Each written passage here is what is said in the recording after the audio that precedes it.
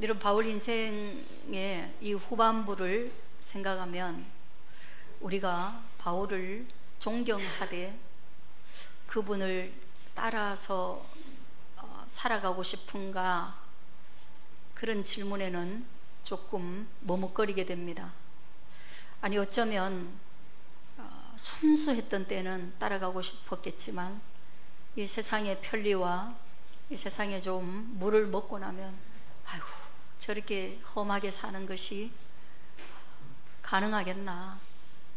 그래서 영적으로 좋은 일이지만 저는 거절하고 싶습니다. 네, 그런 말을 할 거예요.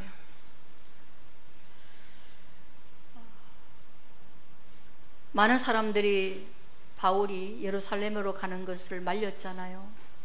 그래도 갔습니다. 이유는 분명하잖아요. 자기 때문이 아니라 그곳에서 복음을 증거해야 하고, 또 이방 나라에서 자기가 선교 활동할 때 하나님이 어떻게 역사하셨는지 그 놀라운 기적들을 알려야 되기 때문에, 인터넷이 없던 시대에 정말 자기가 가서 알려야 됐기 때문에 다른 사람보다 직접 그 일에 참여했던 본인이 가서 알려야 됐기 때문에 간 것이죠. 거기에 가서도 여전히 바울은 부활하신 예수님을 전했습니다. 부활하신 예수님을 전할 때에 그 예루살렘이 소동이 일어나는 거예요. 왜 그래요? 아직도 예수의 이름은 그 땅에서 흉악한, 강포한, 십자가에 죽은 사형받은 자의 이름이에요. 그리고 아직도 예수는 하나님의 이름을 모독한 자로서 기록이 되어져 있고, 그리고 예수에 대해서 참답게 안다는 사람들은 정말 백성들 중에 힘이 없는 저변의 여론이었다는 거예요. 그러니까 이 사람이 들어가니까 예수가 행했던 그 소동이, 이 새로운 종교를 인한 예루살렘의 소동이 다시금 일어나게 된다면 또다시 지금의 모든 지도자들과 기득권들은 전처럼 또 혼란에 빠지게 될 거다. 나라가 어지럽게 될 거라는 거예요. 그래서 이 바울을 잡으려고 하고 죽이려고 하고 법정에 세워서도 유죄를 받도록 애를 쓰는가 하면, 그가 로마 시민권을 가지고 있다는 사실이 밝혀지면서 아이고, 이거 법정에 세워서 죽이기는 어렵겠구나. 왜? 최종 판결권이 로마에 있으니까. 그리고 그는 로마는 유대의 종교적 사건에 별로 관심이 없으니까. 예수님을 죽일 때 본디오 빌라도가 예수님이 왜 죽어야 되는지, 죄 없는데 너네가 죽이라고 하니까 내가 죽인다 이랬거든요. 똑같은 거예요. 로마인이 볼 때 사도 바울은 아무런 죄가 없는 거예요. 다만 유대인들 사이에서 그게 심각한 신성 모독죄가 되고 십자가에 죽은 이단아인 예수님을 따라가는, 세상을 혼란시키는 종교가 된 것이죠. 그래서 막 법적으로 못 죽이니까 암살이라도 하려고 애를 쓰는 겁니다. 진짜 암살하려고 여기 종교적인 기득권자들이 막 암살조를 파견하고 그랬어요. 이동 때에, 이송할 때 죽이려고. 이 성경에 읽어보면 그대로 나옵니다. 그리고 또 그 소식을, 암살해야 되겠다는 소식을 누가 듣게 되느냐? 바울의 조카인 바울의 생질이 그 이야기를 듣게 돼요. 그래서 이 생질이 바울에게 가가지고 삼촌이 다른 데로 이송될 때 사람들이 그 이송되는 과정에서 암살하려고 계획을 잡고 진행 중입니다 라고 얘기를 했어요. 그리고 이것도 그렇게 되면 관료들이, 이송 중에 사례가 일어나면 관료들에게 문제가 되니까 그걸 또 관료들에게 말을 하고, 그 관료가 다시 성경에 보면 암살하려는 암살조를 이기기 위해서 보병 200, 기병 70, 창병 200, 총 470명의 병력을 밤중에 바울을 호송하는데 같이 가게 됩니다. 그러니까 바울 하나 죽이려고 난리가 난 거죠. 바울을 죽여야만 그들의 기존의 질서가 유지되는 것이고 그들의 기득권이 살아남는 거예요. 그런 가운데 바울은 자기 자신을 계속해서 종교적으로 변론합니다. 변론하는 그 오늘 첫 구절이 바울이 공회를 주목하여 이르되 여러분 형제들아 오늘까지 나는 범사의 양심을 따라 하나님을 섬겼노라 얘기하고 있어요. 여러분 바울이 자기를 변론할 때 내가 지금 오늘까지 범사의 모든 일에 있어서 양심을 따라 하나님을 섬겼다 이렇게 말하고 있습니다. 여러분 우리는 무엇을 따라 하나님을 섬기느냐? 우리는 성경의 말씀을 따라 하나님을 섬기는 것이 맞겠죠. 왜냐하면 하나님의 성경이 우리에게 이렇게 해라 저렇게 해라 삶의 가이드를 캐논으로 표준으로 제시하고 있기 때문에 그분을 따라가면 됩니다. 그런데 바울의 변론 가운데 양심을 따라 이렇게 말하고 있습니다.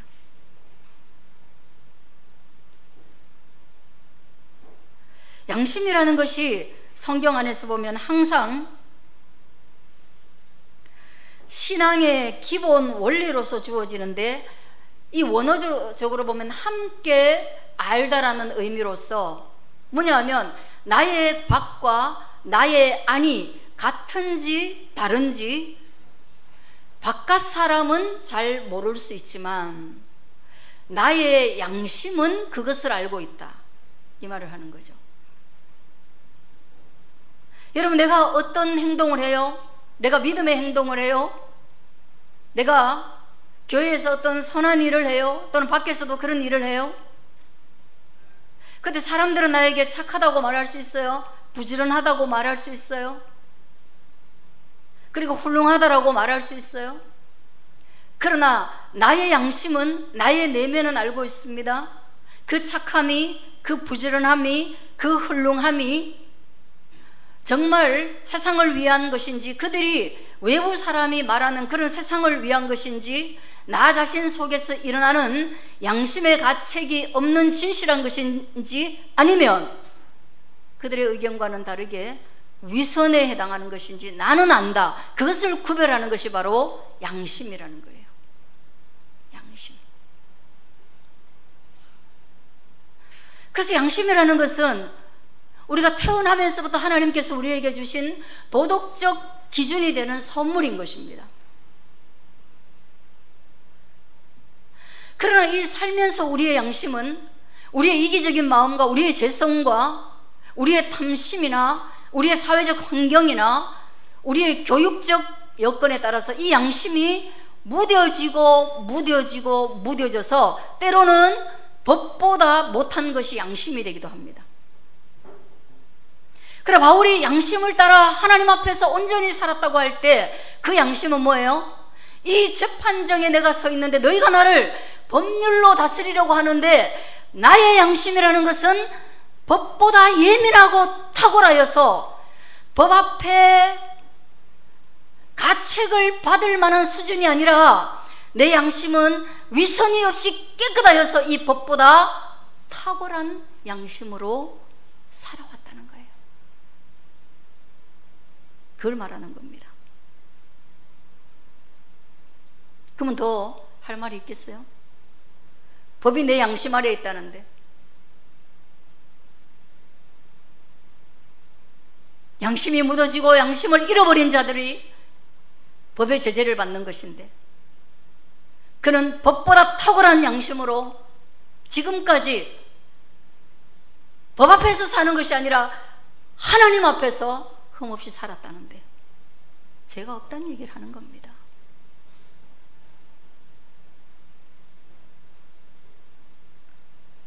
하늘을 우러러 한 점 부끄러움 없기를. 입새에 이는 바람에도 나는 괴로워했다. 그것은 아주 그 예민한 양심인 거죠. 근데 그렇게 살았다는 거예요, 바울이.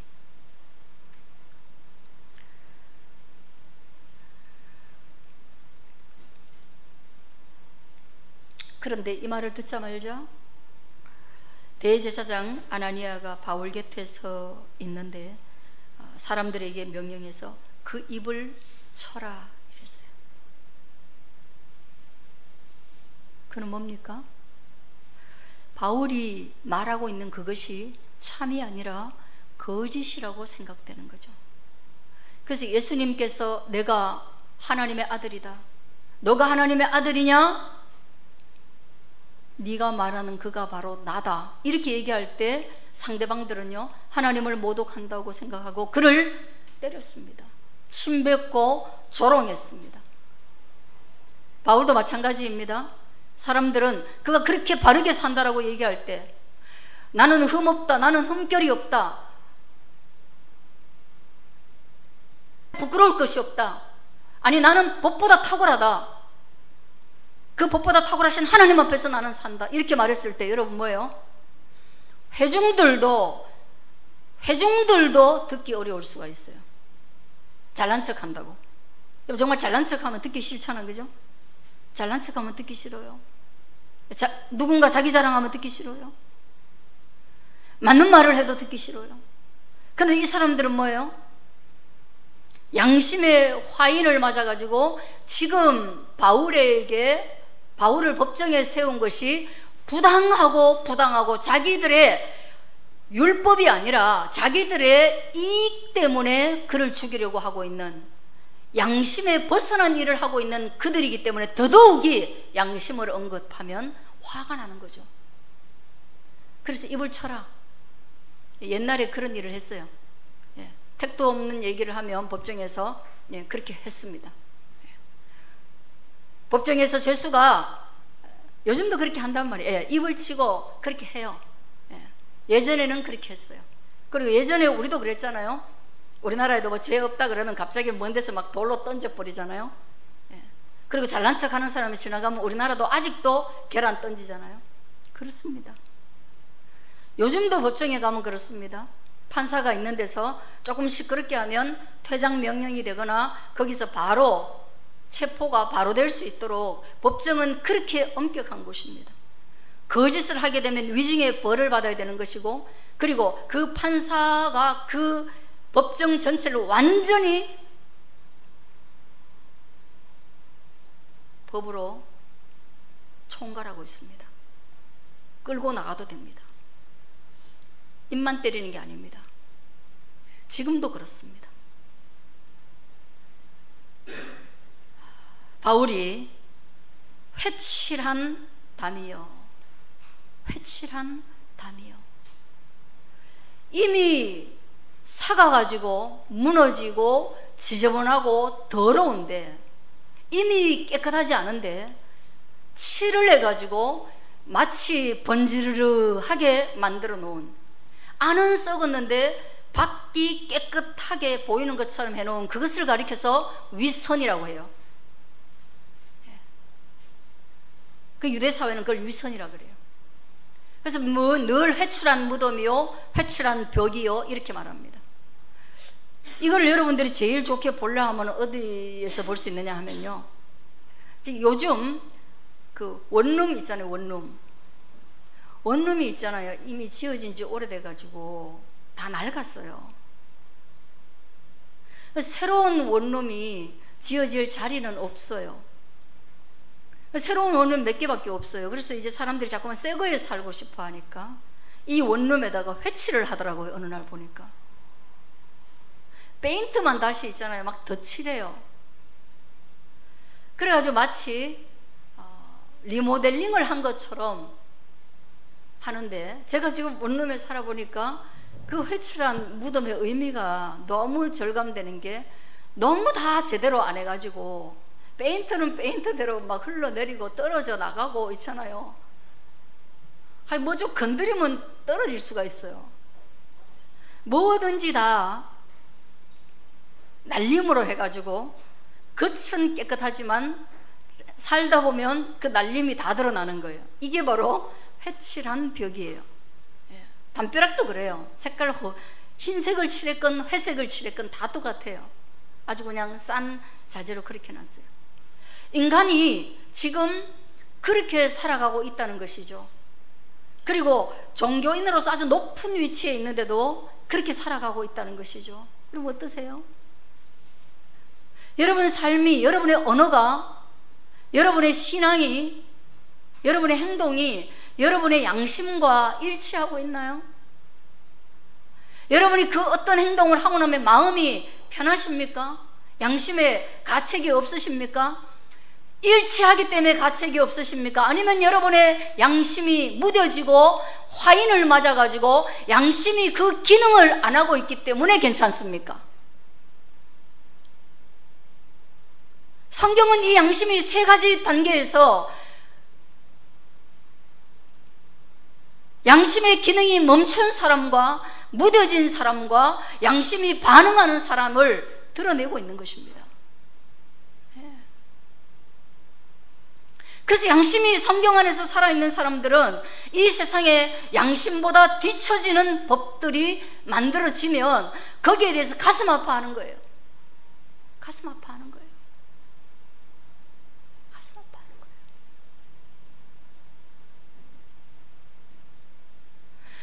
그 가운데 미국에서 첨예하게 대립을 하고 있는 것이 뭐예요? 낙태 문제예요.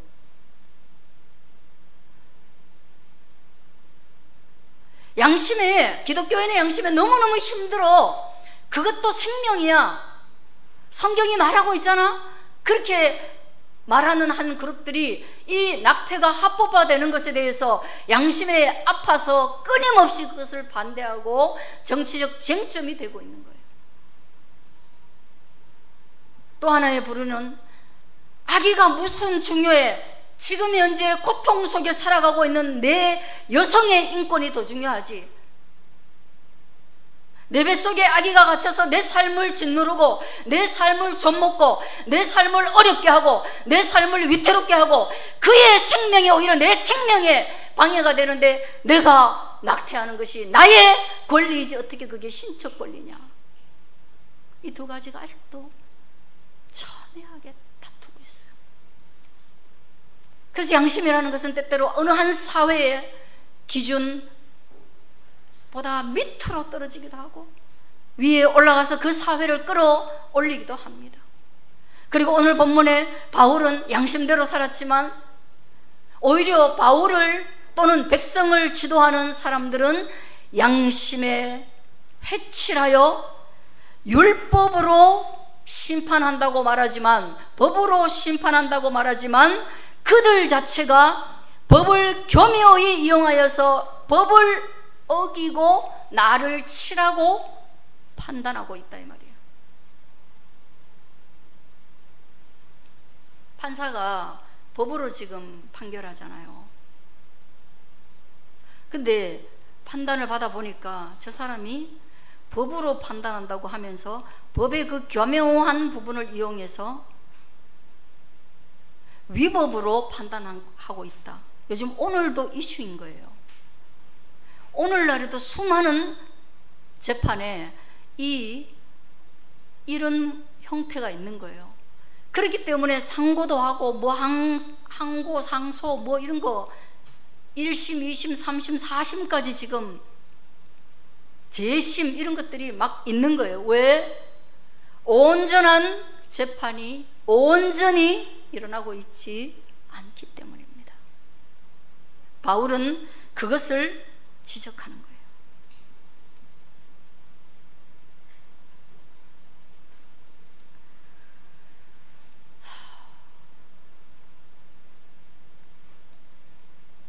여러분, 그렇게 했을 때 사람들이 너가 죄인으로서 제사장을 흉보냐? 너 죄인이 돼가지고 제사장을 가르치냐? 이런 말을 옆에서 또 합니다. 그러니까 바울이 이르되 형제들아 나는 그가 대제사장인 줄 알지 못하였다. 기록하였으되 백성의 관리를 비방하지 말라 하였느니라 하고, 그가 뭐예요? 예, 유감을 표시합니다. 나 몰랐다. 내가 외국에 살면서 대제사장이 누구인지 몰랐다. 그래서 내가 지금 비방하는 것은 그를 향한 비방이 아니다. 하나님의 말씀에 백성의 관료를 비방하지 말라고 했는데 그 비방한 것이 아니다. 이 법정에서 그냥 오고 가는 변론 속에서 얘기한 것인데 그렇게 비방한 게 아니다. 그렇게 유감을 표시한 거예요. 이것도 쉬운 일은 아닙니다. 목숨이 왔다 갔다 하는데 자기 변론할 때 그런 모든 처지까지 다 수용하면서 자기를 변론한다는 것이 얼마나 어려운지 모릅니다. 그리고 이 변론 속에서 그가 예수님의 부활에 대해서 말할 때 그때 그것을 듣고 있던 사람들 중에 두 그룹이 있는데, 한 그룹은 사두개인이요, 하나는 바리새인입니다. 여러분, 유대인들은 거의 여당이 바리새인이에요. 백성에게 가장 많은 지지를 받고 있는 당이 바리새파예요. 이 당이 백성들에게 제일 많이 지지를 받고 힘을 씁니다. 바울도 이 바리새파입니다. 이 파는 하나님을 믿되 부활이나 영생이나 천사나 이런 영적인 것을 믿습니다. 사두개인들은 왕족과 제사장 그룹인데 이거는 크지 않은 집단이에요. 우리로 얘기하면 어쩌면 행정 파트일 거예요. 정부일 거예요. 그러나 이 사람들은 천사도 믿지 않습니다. 부활도 믿지 않습니다.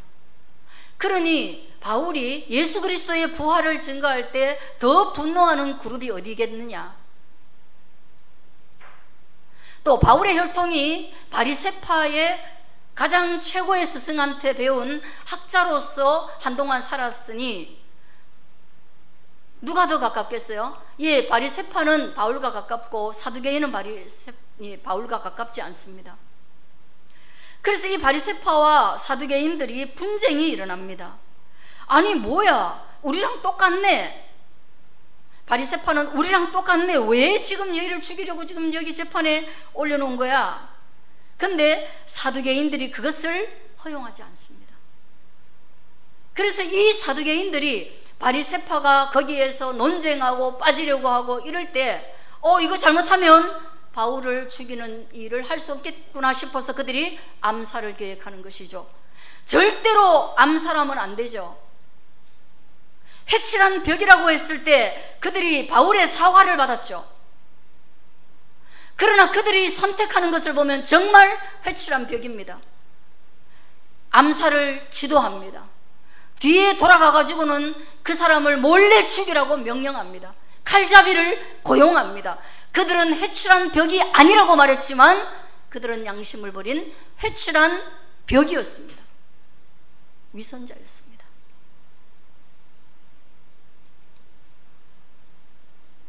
그때 마지막 절에 보면 그날 밤에 11절 주께서 바울 곁에 서서 이르시되 담대하라. 11절입니다. 이런 어려움 속에서 바울에게 담대하라. 내가 예루살렘에서 나의 일을 증언한 것 같이 네가 여기에서 나의 일, 하나님과 예수 그리스도의 참된 일을 증언한 것처럼 너는 로마에 가서도 예수 그리스도의 복음을 증거해야 할 것이다. 하나님이 이곳에 오게 하셨는데 하나님이 다시금 로마로 가게 할 것이다. 이거 하나님의 계획 아래에 있다는 거예요. 너의 고통은 여기에서 끝나지 않는다. 너는 가게 될 것이다. 그리고 로마라는 나라의 복음을 전하게 될 것이다. 예루살렘이라는 작은 곳에서가 아니라 로마라는 큰 곳에서 너는 복음을 전하게 될 것이다. 주님이 말씀하셔서 이 재판의 두려운 상황에서 바울이 기력을 잃지 않고 2년간 여기에 사로잡혀가지고 이리 갔다 저리 갔다 온갖 모함을 다당하고 2년간 갇혀 살다가 끝내 2년이 지나서 로마로 압송되게 되는 그 시간을 맞이하게 됩니다. 여러분, 위기의 순간에 하나님이 여전히 함께 계시다라는 것을 믿을 수 있는 저와 여러분 되기를 바랍니다. 그리고 더 나아가서 우리는 이 세상에서 좀 양심을 따라 살 수 있기를 바랍니다. 우리의 믿음이 양심과 충돌되지 않기를 바랍니다. 마지막 예화 하나 들고 마칠게요. 돈 많은 언니라는 유튜브 채널에 주인이 있더라고요. 근데 그분 제가 글쓰기 강의를 조금 듣고 했는데 이분이 뭐가 알고리즘이 연결돼 가지고 뭐 탁 바뀌더니만 이분이 새롭게 하소서에 나오더라고요. 그래서 이 사람이 모태신앙인 거예요. 저도 잘 이름은 몰라요. 그냥 내용만 들으려고 들어갔기 때문에. 근데 제목이 돈 많은 언니예요. 그리고 돈을 굉장히 많이 벌었더라고요. 그 돈 많이 벌게 된 게 너무 가난하게 컨테이너에 살아가지고 돈에 원수가 맺혔더라고요. 그래서 한없이 돈 하며 살았어요. 근데 그렇게 돈 하며 살면서 그가 유지했던 게 뭐냐 하면 교회에 나가는 것을 절대로 빠지지 않았고 교회가 하는 모든 일에 참여했대요. 그렇게 바쁜데. 애 키우면서 직접 키우면서 사업까지 하고, 그래서 교회를 하루에 일주일에 4번 5번 갔더라고요. 그분의 말에 의하면. 그럼 쉽지 않은 거거든요. 밤에도 가고 훈련에도 참여하고. 근데 이분이 그렇게 하면서 하나님께 기도했대요. 하나님, 나 같은 사람한테 돈 안 주면 누구한테 주실 거예요? 나 같은 사람에게 돈 주시면 나는 하나님이 원하는 곳에 돈을 흘려보낼 거예요. 나는 그런 마음이 있어요. 그러니까 나한테 돈 좀 주세요. 돈 좀 주세요. 이게 그렇게 기도를 그렇게 했대요. 근데 어느 날 알았답니다. 어느 날 그가 깨닫기를, 내가 이렇게 돈 달라고 하는 게 하나님께 주려고, 하나님께 다시금 돌려드리려고 하는 그것이 진실이 아니라 내가 부자가 되려고 하는 그것이 나의 본 마음이었구나. 그래서 자기 위선을 깨달았대요. 자기 마음에 회칠한 담이 있다는 걸 깨달은 거예요. 내 기도가 진실하지 않고 거짓되구나. 돈을 얻기 위해서 하나님께 거짓말을 하고 있구나. 그걸 핵심적으로 깨달은 것은 헌금할 때마다 돈이 조금씩 불어나는데 헌금할 때마다 11조 할 때마다 그게 힘들었던 거예요. 그러니까 그게 말이 안 되는 거죠, 자기한테. 그래서 자기가 엄청나게 울고 회개하고 자기가 정말 그런 삶을 살기 위해서 사업의 방향을 확 바꿔가지고 지금은 돈은 그렇게 안 되는데 사람을 살리는 사역을 하고 있대요. 그래서 시들어가고 절망에 있고 경력이 단절되고 사는데 가치를 못 느끼고, 그래서 어려워서 이혼 직전에 있고 자기 죽임을 하고 싶어하는 그런 어떤 충동을 느끼는 그런 직전에 있는 많은 사람들에게 자기가 교육하고 이렇게 변화되고 새로워지고 리더가 되고 그런 일들을 하고 있대요. 그 이름을 들었는데 너무 어려워서 못 외웠습니다. 이름 하여간 다 어렵게 짓더라고요. 그런 겁니다. 우리가 하나님을 믿는데 믿음과 일치해야 되고 그것이 위선이 아니기를 주의 이름으로 축원합니다. 우리의 입술이, 우리의 마음이, 우리의 기도가 하나님 앞에 부끄럽지 않기를 축원드립니다. 기도하겠습니다.